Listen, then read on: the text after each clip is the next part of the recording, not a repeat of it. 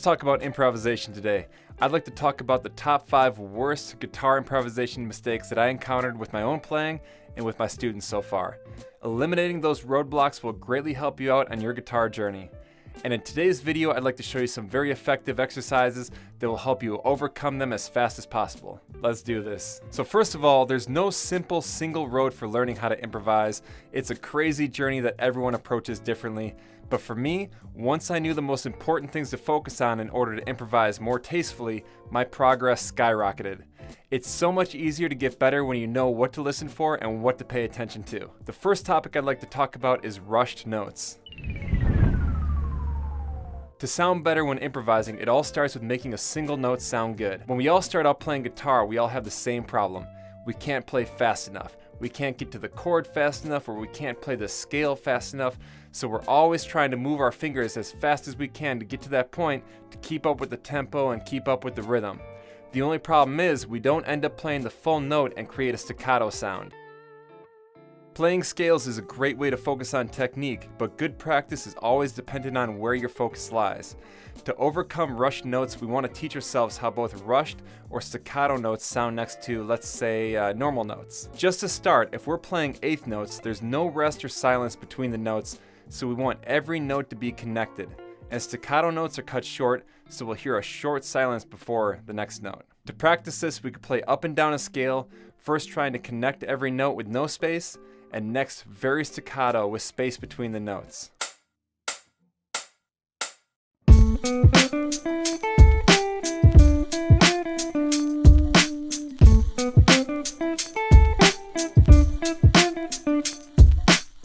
Another way to develop this is to focus a little bit more on rhythm.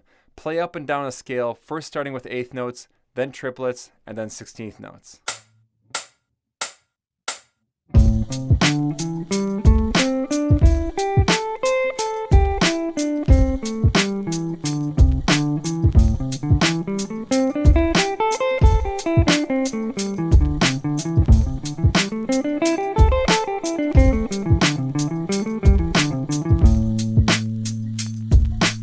By the way, you can download the tabs, backing tracks, and exclusive lessons on patreon.com/nastysoul. I upload these really helpful files for every single video that I post here on YouTube, so you definitely want to make sure to join us over there if you want to make the most amount of progress in the shortest amount of time possible. Let's move on to the next topic. This is something that really set me back on my progress. I always thought I had the scale mastered if I learned all the patterns across the neck, and that's what every guitar teacher ever taught me, but it's actually very wrong. Because what good is patterns 2, 3, 4, and 5 if I can't make pattern 1 sound any good? On top of that, if we really want to master a scale, we need to intimately know each pattern. That is, where the root is and where all the other notes are for that matter. The 2, 3, 4, 5, 6, and 7. Also, where the triad's at and where the arpeggio's at.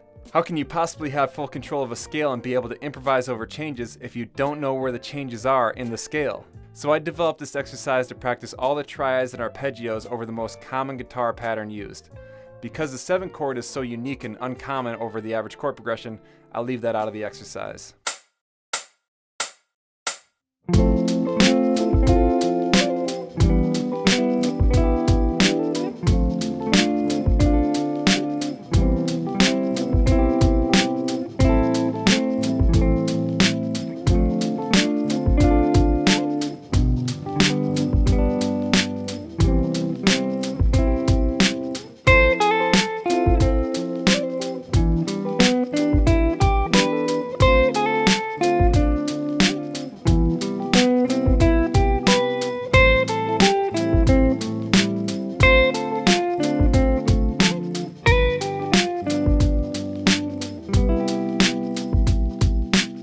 So aside from being really effective exercises, they're actually really fun to play. I actually have many videos I've released talking about solo tips and theory that I'm quite sure a lot of you guys and girls might have missed.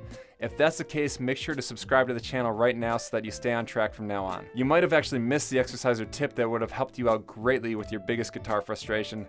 And by subscribing today, that won't happen anymore and you'll stay up to date from now on. Time for the next topic. So this is also something I personally overlooked for a long time, and I always thought if I knew the key of the song, I could find the right scale and that's all I need. And sure, you could sound alright if you just play in the right key, but you could sound great and you could craft your solos more intentionally if you know exactly what the chords are you're playing over. Now, in order to really take advantage of knowing the changes, you need to have the previous exercise down cold. When you know where all the chord tones are in your scale pattern, you could use that knowledge to hit the changes. Another great way to work on this is to practice soloing with the chords and triad shapes that you know. I did a lesson a few months ago with some of these ideas to get you started on developing this technique.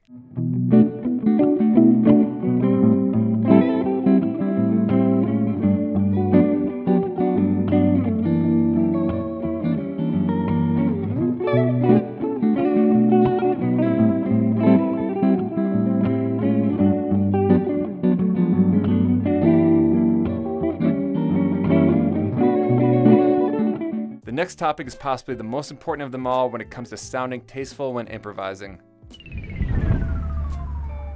When everyone takes their first shot at improvising a solo, they go up and down the scale pattern that they know. Maybe they'll even randomly change the order of the notes to try and say something unique or different, and this usually sounds pretty bad. Our solo is our conversation.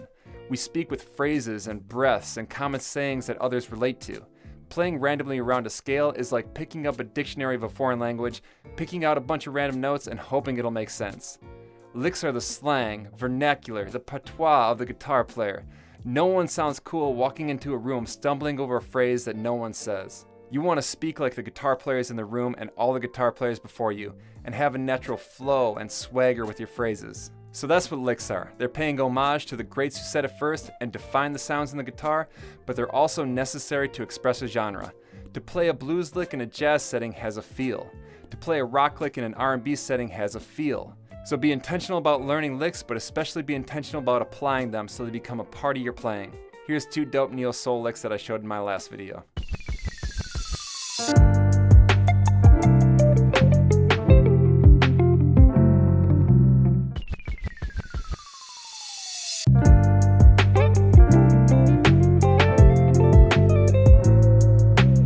Now let's talk about the final piece of the puzzle for sounding good and probably the worst mistake of them all. Tone is both thought about too much and not enough.